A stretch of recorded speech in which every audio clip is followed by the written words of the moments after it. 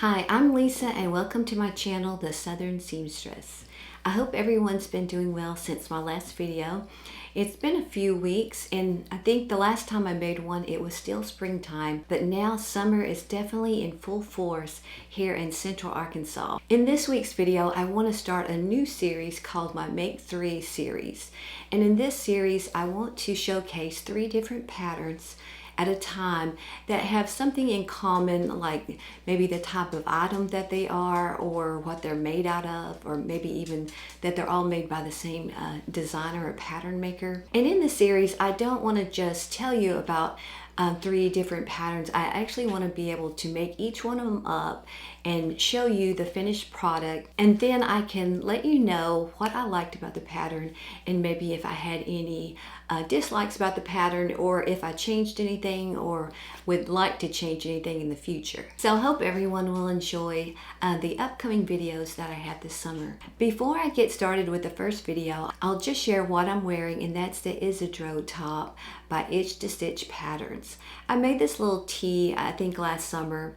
I really enjoyed it. I think it's really cute with its little flutter sleeves and the little gathered detail around the neck. The pattern also has a sleeveless version, and I haven't made that one up yet, but I think that would be cute too.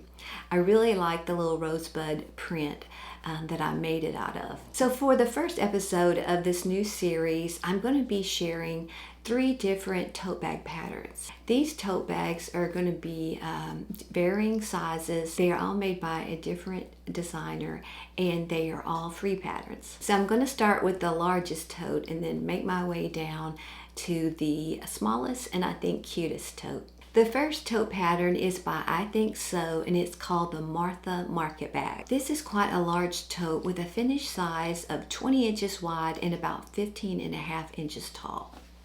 I chose to make this tote in some canvas material that I already had in my stash. I think I got this fabric maybe about 3 years ago from Hobby Lobby, and I had previously made another tote out of it when I first got it for a gift.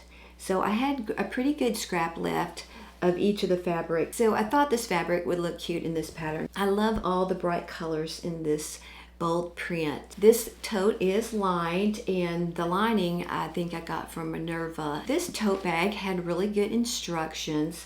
I thought it was an easy tote bag to make, and I think it's beginner friendly. The pattern uses this webbing for its straps, but I think you can make your own straps out of fabric, just making them the right width and the right length. This webbing is some that I got off of Amazon, and I got an assortment of, I don't know, like a dozen different colors. So I thought this black, it looked really good with the red and the print. There's no hardware required for this tote except for a magnetic snap that's installed into the lining before you sew the lining and the exterior together. I like having the magnetic snap because it kind of helps keep your items secure, because without it, the top of the bag is really wide and it would probably like flop over. Now this tote pattern didn't have any pockets included, but when I make a bag or a tote, I like to at least have one pocket to provide a little bit more organization. So for a pocket, I just used a pocket pattern that actually goes with the next tote, and I just made it not quite as wide. So this is how the pocket looks inside, and it is still fairly wide, so I did a dividing line, stitch line down the middle so it's not floppy. So it's got 2 parts to it. Now you can vary the stiffness of this tote depending on what kind of interfacing you use. I think I just used sort of a medium, and I probably used a lighter weight interfacing than it actually called for. So it's probably actually supposed to be a little bit more sturdy, but it still has some body to it and feels nice and thick. It does have box corners, and it makes it about 6 inches deep with those corners. So if you're looking for a large tote pattern to be able to put a lot of stuff into, this one is perfect. Like I said, it was pretty easy to make up. Now, one thing I already did change was adding a pocket to the inside.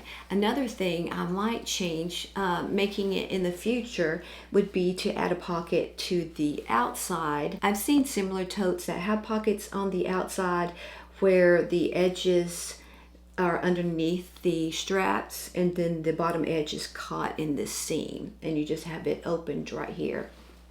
Now, I didn't think about that till I already had this all constructed, so I decided for this one I would just do the interior pocket. So this was the Martha Market bag by I Think So. Now, the next pattern I'm going to talk about is called the Picnic Tote by So Can She. Now, this one is also roomy. It's about 18 inches wide, about 10.5 inches tall, and about 3 inches or so deep at the bottom. For this pattern, it has its contrasting fabric on the sides rather than on the bottom like the first pattern.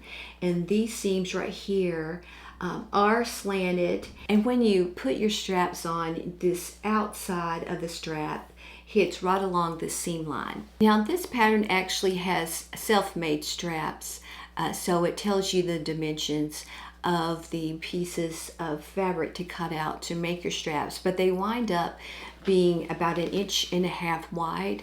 So I thought to save some time I would just use some webbing that was 1.5 inches wide, and I thought this cream colored matched the side canvas fabric really well.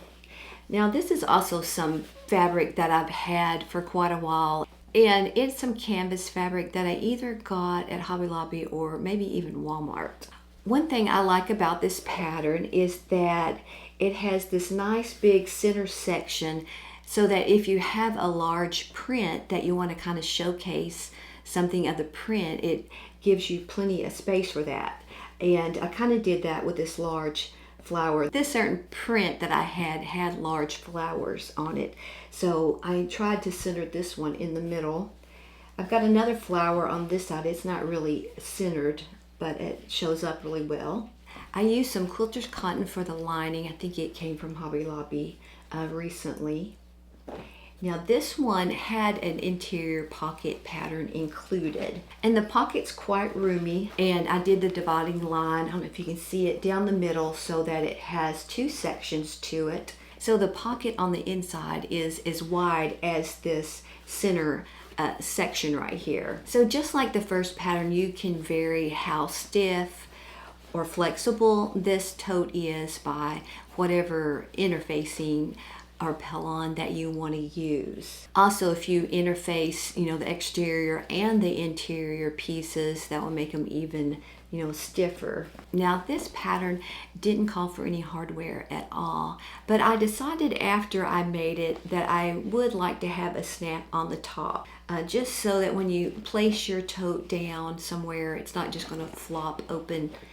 So what I did, I just took one of my metal cam snaps that I had and installed it after I already had it made. Now, if you don't like the look of the snap on the exterior, this is kind of the prettier side, and it's just got a plainer, smaller side over here. You could always put it into your lining before you put the 2 pieces together, but I think it looks okay. And for both of these tote, I used the size 24 metal fashion snaps from Cam Snaps. I think it turned out really cute. Now, originally I was going to use the other fabric, the first fabric, for this pattern, but for some reason, when I laid that fabric out, I cut the other tote out of it. So you could really vary it up, making it out of like a really bright fabric, like my first fabric, and kind of like in the picture she has, it's kind of bright colors, or, you could do something a little more subtle. Like this cream. But I really like this tote. I think it's really a cute pattern, and it was well drafted and easy to follow. So that was the Picnic Tote by So Can She. So we're down to the last tote pattern, and it is the smallest, and I think it's the cutest. And one reason I think it's the cutest is just because of the fabric that I used. But this tote is called the Ethel Tote by Swoon Patterns, and it is also a free pattern. The finished sizes of this tote is 13 inches wide, 10 inches tall, and about 5 inches deep. So here's my finished tote, and I just think it's super cute. So this print is sort of a twill or canvas fabric that I ordered from Spoonflower Fabrics. Now, if you've watched my videos for a while, you'll know that I'm quite a fan of Spoonflower Fabrics. I just love all the thousands and thousands of different prints that you can buy from Spoonflower. And no matter what I'm looking for, I can put it in the search bar and it's going to give me so many options. I think when I was searching for this one, I probably put in birds and bugs or something, because it's got these cute little birds, but it also has these little bumblebees and then these little whimsical flowers. So that's one side of it, and then here's another side that has a big kind of sunshine looking flower. And I just love the colors in this too. I love the rose and the kind of mint sagey green and this aqua. Now the contrasting fabric is not from Spoonflower. I think it's either from Hobby Lobby, or I might order it from Minerva or something, but it's just a canvas. And I think this interior quilter's cotton may be from Minerva. So this pattern is really well drafted. It has good instructions. It is the more difficult of the three patterns, and mainly that's because it has this gusset piece that runs along the sides all the way on the bottom and up the other side. And this piece is straight, but then you have the curved edges on the tote that you have to kind of ease this strip around it. And that's maybe only the part that's a little bit challenging and took a little bit more time. So this pattern features a big pocket on the front that fits all the way up to the sides and the bottom, and you can put a stitching line down the middle like I did and divide it, or you can leave it all the way open, I guess depending on what you plan to put in there. The other side doesn't have a pocket. This pattern is also really good for showcasing a large print. I love how I was able to get my whole flower in there. So for these straps, they do have you make it out of some of the exterior fabric, and I think they come out to be about 1 inch wide. And you could always substitute webbing if you didn't want to make your straps. So it does have an interior slip pocket. It's kind of hard to see because I just made the pocket out of this lining fabric, but the pocket on the inside goes from across this whole middle section right here.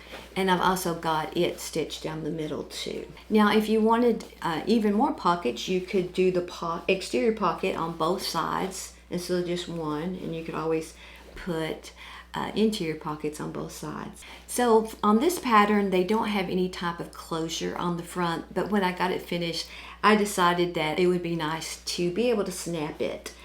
So I did put another cam snap just like the other bag. I did this one in gunmetal, and I think it's cute like that. So I hope you enjoyed seeing my 3 finished tote bags. I really enjoyed making them, and even though I don't really need the bags myself, I can use them for gifts, or probably what I will do is donate them to my Operation Christmas Child boxes. I love to include something in the box that the children can store their personal items in. So these 3 totes will probably go in some of my girl boxes. So I'd love to hear in the comments which tote bag you like the best. And also, if you enjoyed the video, I would love for you to give me a thumbs up. And if you're not subscribed already, I would love for you to hit that subscribe button too. So as always, thank you so much for taking the time to watch this video. And until I see you again, take care and happy sewing.